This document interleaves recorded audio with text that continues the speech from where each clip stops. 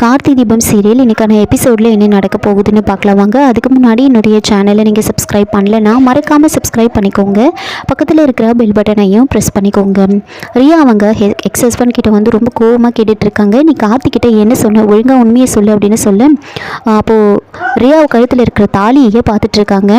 அப்போ என்ன நான் கேட்டுகிட்டே இருக்கேன், நீ கழுத்தில் இருக்கிற தாலியே பார்த்துட்ருக்க, இப்போ என்ன இந்த தாலி யார் கட்டினதுன்னு தெரியணும், அவ்வளோ தானே, இது ஆனந்த் கட்டினது அப்படின்னு சொல்கிறாங்க. இப்போ ஒழுங்காக உண்மையை சொல்லு, கார்த்தி உங்ககிட்ட என்ன கேட்டான், நீ என்ன சொன்ன, உனக்கும் எனக்கும் ஒன்றும் இல்லைன்னு ஆயிடுச்சுல, அப்புறம் எதுக்காக நீ தேவையில்லாமல் என்னை பற்றி எல்லாருக்கிட்டே சொல்லிட்டு இருக்க அப்படின்னு சொல்ல, அதான் உனக்கும் எனக்கு ஒன்றும் இல்லைன்னு நீயே சொல்லிட்டல, அதுக்கப்புறம் எதுக்காக நான் யார்கிட்ட என்ன சொன்னால் உனக்கு என்ன வந்துச்சு, எதுக்காக நீ இதெல்லாம் கேட்டுட்ருக்க அப்படின்னு சொல்கிறாங்க. ஒழுங்காக நீ சொல்லு, கார்த்திக்கிட்ட என்ன சொன்னால் அவன் என்ன கேட்டான் அப்படின்னு திரும்பவும் விடாமல் கேட்டுக்கிட்டே இருக்காங்க. அப்போ தான் வந்து நான் கார்த்திக்கிட்ட உண்மையை சொன்னேன், நீங்கள் ரெண்டு பேரும் ஏன் பிரிஞ்சிங்க, என்ன பிரச்சனை அப்படின்னு அவர் என்கிட்ட கேட்டார். நான் வந்து பணம் தான் பிரச்சனைன்னு சொன்னேன். ரியா வந்துட்டு காரு பங்களா அப்படின்னு ஆசைப்பட்டான், அந்த வாழ்க்கையை என்னால் கொடுக்க முடியல, அதனால தான் நாங்கள் பிரிஞ்சிட்டோம் அப்படின்னு உண்மையை சொன்னேன் அப்படின்னு சொல்ல, ஓஹோ அதனால தான் அந்த கார்த்தி ரொம்ப திமிராக பேசிகிட்டு இருக்கானாம், உன்னை தெரியாமல் தான் கேட்குறேன், எதுக்காக நீ என்னை பற்றி பேசுகிறேன், நான் தான் நீ வேண்டான்னு விட்டுட்டு வந்துட்டேன்ல, இன்னொரு முறை யார்கிட்டையாவது என்னை பற்றி நீ இந்த மாதிரி சொல்கிற வேலை வச்சுக்கிட்ட அவ்வளோதான் அப்படின்னு மிரட்டுறாங்க. நடக்கிறதே வேறு அப்படின்னு சொல்ல, என்ன ரியா என்னை மிரட்டி பார்க்குறியா, என்ன பண்ணிட முடியும் உன்னால் அப்படின்னு கேட்க, என்ன வேணாலும் பண்ண முடியும் அப்படின்னு சொல்கிறாங்க.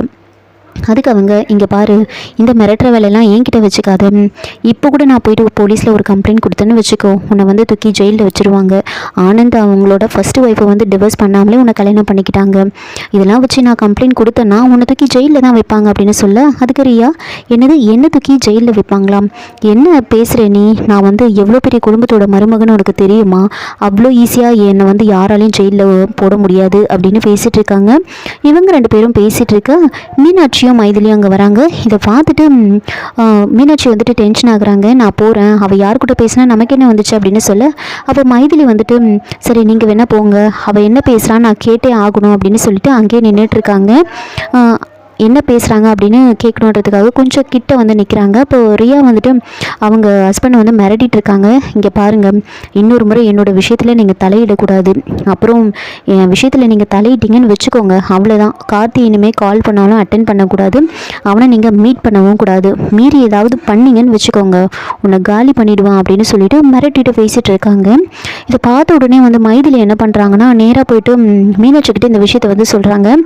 மீனாட்சி அது வேறு யாரும் கிடையாது, அவளோட புருஷன் தான் அப்படின்னு சொல்கிறாங்க. அதை கேட்டு மீனாட்சி, யாருக்கிட்ட பேசினா நமக்கு என்ன வந்துச்சு அப்படின்னு சொல்கிறாங்க. இப்போ மைதிலி வந்துட்டு, அவரை பிடிச்சனா அந்த ரியாவை வீட்டை விட்டு துரத்துறதுக்கு ஏதாவது ஒரு ஐடியா கிடைக்கும் அப்படின்னு சொல்லிட்டு இருக்கேன்.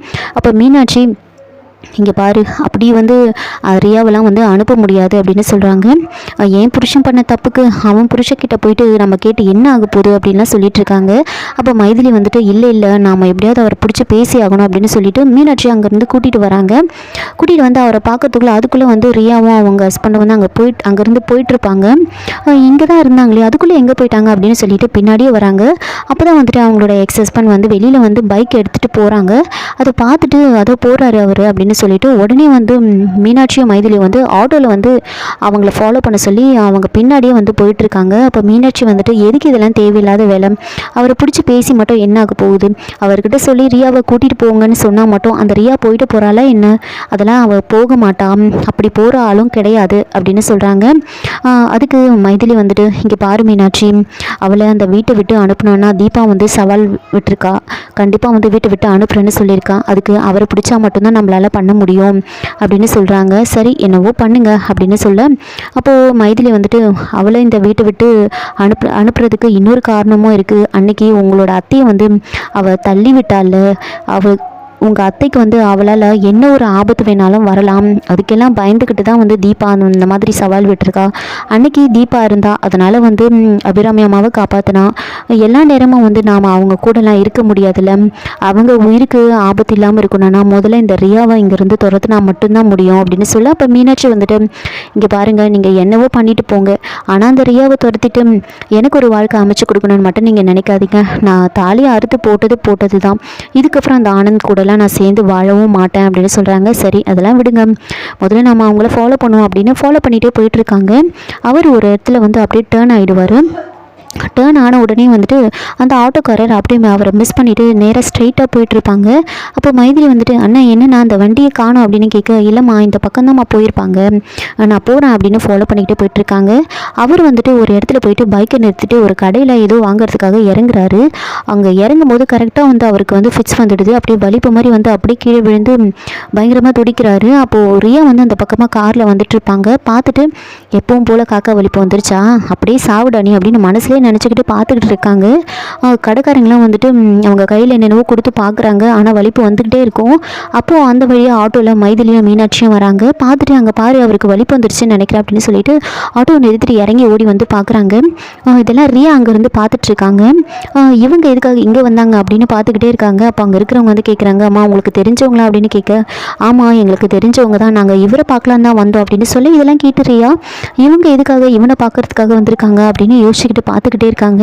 அதுக்கப்புறமா மீனாட்சியும் மைதிலியும் வந்துட்டு என்ன பண்ணுறாங்க, அவர் அங்கேருந்து ஹாஸ்பிட்டலுக்கு வந்து கூட்டிகிட்டு போகிறாங்க. ஹாஸ்பிட்டலுக்கு கூட்டிகிட்டு போயிட்டு டாக்டர் வந்து செக் பண்ணி பார்த்துட்டு பயப்படுற மாதிரி ஒன்றும் இல்லைம்மா அப்படின்னு சொல்கிறாங்க. இவங்க ஆட்டோவில் போயிட்டுருக்க ரியாவும் பின்னாடியே ஃபாலோ பண்ணிக்கிட்டு அந்த ஹாஸ்பிட்டலுக்கு வந்துட்டு இருப்பாங்க. வந்த உடனே வந்துட்டு மைதிலி வந்துட்டு தீபா கிட்ட இந்த விஷயத்தை நான் உடனே சொல்லிட்டேன் அப்படின்னு மைதிலி வந்து தீபா கிட்ட நடந்த எல்லா விஷயத்தையும் வந்து சொல்லிட்டு இருக்காங்க.